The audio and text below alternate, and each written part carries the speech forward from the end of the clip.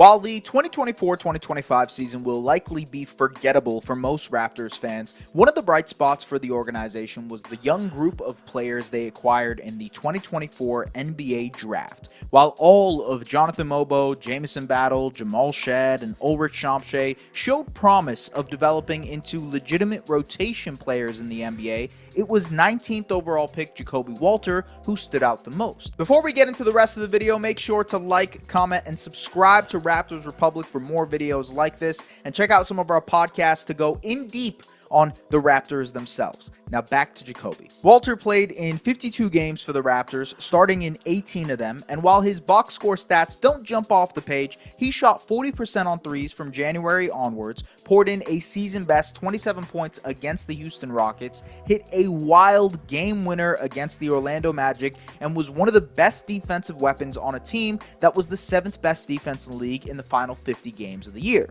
In a league that is increasingly emphasizing the importance of high pickup points and point of attack defense, Walter represents an ideal for the Raptors in terms of how they want to play defensively. He's long, quick, nimble, and excels at pressuring the ball. So why is this his swing skill? Because it's his calling card. Walter's defensive skill set is the key to unlocking more minutes for himself and potentially even earning him a spot in the starting lineup. It's his pathway to staying on the floor to develop the other aspects of his game, and the more he impresses in that area, the more important he becomes for the team. So not only is this his individual swing skill, but it could also swing the Raptors season. Ja'Kobe is already an excellent defender in several areas. He ranked in the 85th percentile guarding isolations, 88th percentile guarding spot-ups, and 86th percentile guarding off of screens. What does this all mean? Well, it means he's great at defending closeouts, occupying space on the help side, understanding his distance from an off-ball player, using his quick feet to contest shots or stopping a drive. In isolation situations, he's excellent at pressuring the ball, using his hands to time deflections and pokeouts. Against quicker guards, he's great at using his speed. Against bigger, bruising players who create separation,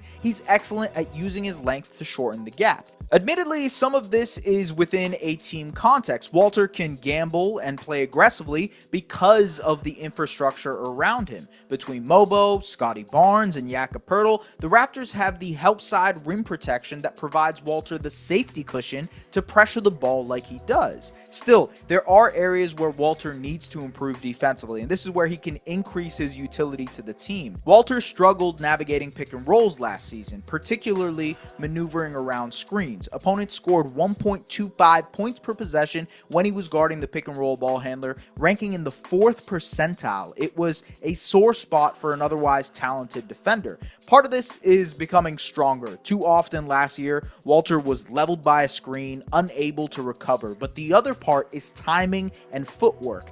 Very good pick and roll defenders understand the nuances and rhythms of the action, anticipating when a screen is coming and at what angle.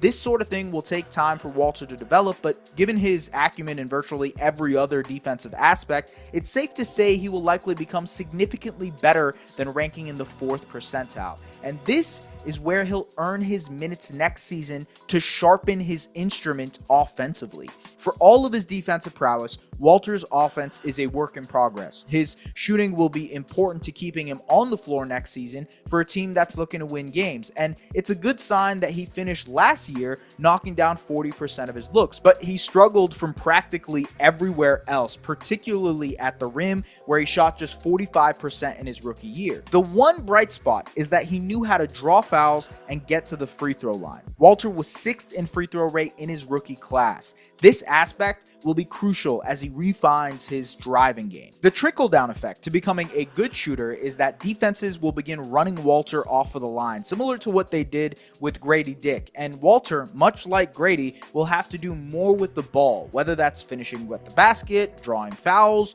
or developing a mid-range shot. But the defense is where his bread and butter will be next season. Walter is going to be tasked with defending at a high level, and that is his biggest advantage over Grady and RJ Barrett, which might help him eventually play starter level minutes. The Raptors bench is unproven, but if players like Walter lean into what make them impactful, then there will be more than enough utility for that same inexperienced bench to become actual, real, tangible depth. And that might be the difference between the Raptors being an interesting play-in team in the Eastern Conference and a surefire playoff one. That's how important Jacoby is. Thank you for watching this video. If you liked it, go ahead and like, comment, and subscribe as always. This is, I believe, episode 5 of the swing skill development series that I'm doing here over at Raptors Republic. You can check out the other ones that I've done. They are on the same playlist as this one.